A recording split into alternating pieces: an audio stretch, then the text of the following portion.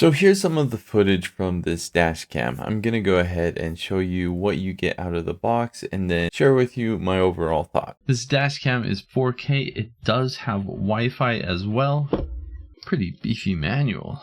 And here are the QR codes for the app. It is the Dashcam app. Let's have a close-up look at the camera. So it has the double-sided sticky tape adhesive, so you can stick this directly onto the glass. And then of course you can adjust the angle to what you need it to be. It has a power button on this side, and then on this side you have your USB-C input and a slot for the TF card. It comes with this TF card, which is really nice, 64 gigabytes. That should be plenty of storage to rotate through and probably get you at least a few weeks, if not a few months. This also comes with some tools, so you can use this tool to kind of pry and get it under the car right above the windshield. And this is nice too. If you do make a mistake or ever need to take it off and put it back on again, you have an extra adhesive. Here's the car adapter with the angled USB-C and a plenty long cable. And here you have the rear camera that you can plug in here. So let's go ahead and plug this in.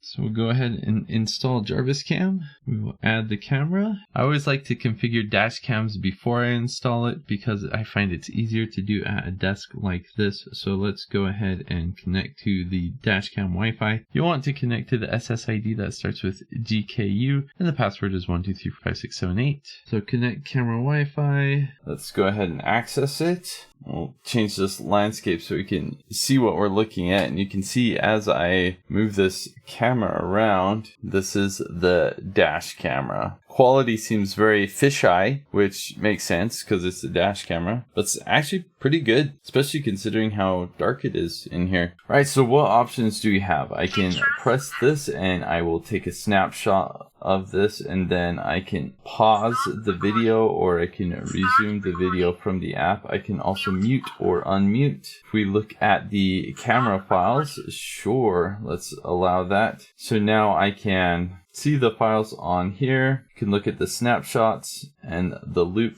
files. Let's go to the camera settings. Speaker volume, that's fine. Resolution 4K. I will go ahead and I'll leave it like that. Loop recording every 1 minute. We'll change that to 3 minutes. Anti-flicker, sure. Timestamp, sure. Collision sensing. We'll keep that as low. It says what I'm connected to for Wi-Fi. Firmware version format, SD card. Now I already did that. So pretty simple settings. So when you want to see everything, you can just open the app and view it. But I'm going to go ahead and install this on the car, and then we'll see how it works. So to install this, all I had to do was run the wire, and then I took off the tape and just stuck it on the windshield. That was it. This is the mini TF card. We got video F and video lock. The video F lock, that's when something in the car bumps or something, you hit a bump on the road or you get in an accident. These will not be overwritten. These ones, however, will. So you can see all these files are the .ts extension, which I honestly don't know what that means, but let's have a look at some of these. Let's open them in VLC. All right, this is when my car is parked. Pretty exciting. Got date and timestamp.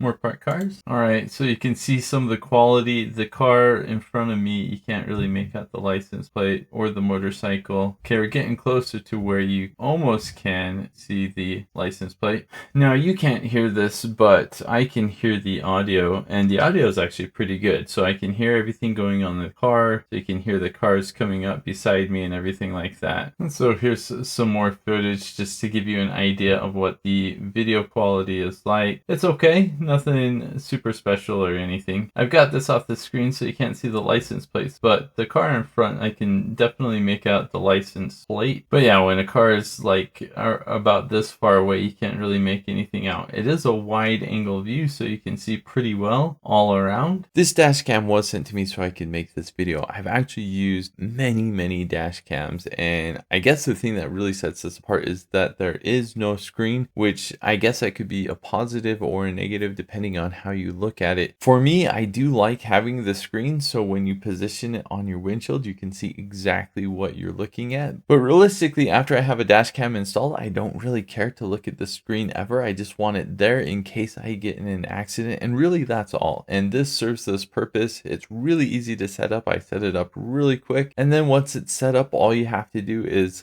leave it in, and that's it. It's good to go. Overall, the video quality I think is pretty okay. It's nothing fantastic. I've seen better, I've seen worse, but this dash cam is a really quick and inexpensive way to get a front and a rear dash cam. If you don't already have one in your car, I definitely recommend that you get one. Very important if you ever get in an accident. Thanks for watching.